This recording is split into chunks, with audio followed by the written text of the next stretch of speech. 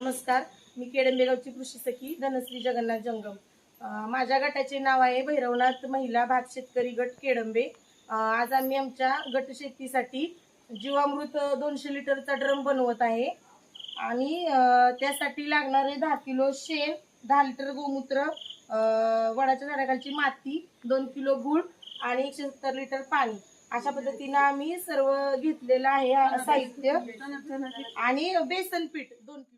हात तुझा खे हाती तुझ तुझा रे साथी, पायात तू बांधून घे क्षण सारे, टाक काळावर माती नशीब कोरून हाती, पाऊल घे जिंकायचे रण सारे,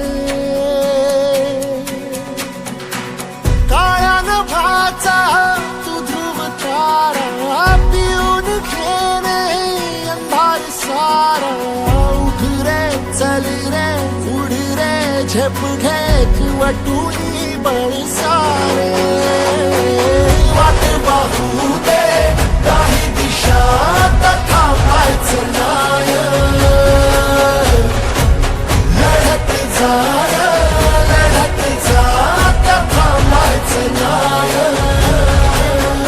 200 लिटर जीवामृत तयार केलेलं आहे। 10 किलो शेण, 10 लिटर गोमूत्र, 2 किलो बेसन पीठ, 2 किलो गूळ आणि वडाच्या झाडाखालची 2 किलो माती आणि 170 लिटर पाणी असं हे सर्व मिश्रणात आपण 5 ते 7 दिवस म्हणजे आंबवट ठेवायचं। त्याला दिवसातून 2-3 वेळा ढवळायचं आणि झाकून ठेवायचं।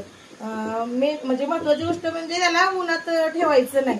आणि आपल्या शेतीला जीवामृत म्हणजे जीवदान देण्यासाठी उपयुक्त ठरतं, म्हणून हे आपण लगेचच वापरून टाकायचं 10 ते 12 दिवसातच, म्हणजे जास्त दिवस ते ठेवायचं नाही तर त्यातले मातीतले जे सूक्ष्मजंतू तयार झालेले असतात ते मग मृत पावतात, मग त्याचा उपयोग होत नाही। म्हणून 10 ते 12 दिवसात तयार झाल्यानंतर लगेच आपण ते आपल्या शेतीला द्यायचं आहे।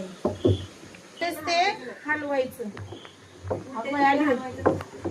उलट दिशेने हलवायचं नाही, अशी घड्याळ्याच्या काट्याप्रमाणेच आपण ते हलवायचंय। दिवसातून असं 2-3 वेळा तरी निदान हलवलं पाहिजे आणि मग आपलं हे जीवामृत शेतीसाठी तयार झालं। एकराला आपण हे 200 लिटरचं ड्रम शेतीसाठी वापरायचे आणि ते आपण सोड पाण्यात सुद्धा वापरू शकतो आणि नाहीतर आपण पंपाच्या सहाय्याने आपण ते फवारणी सुद्धा त्याची करू शकतो आणि कोणत्याही पिकाला हे उपयुक्त ठरतं।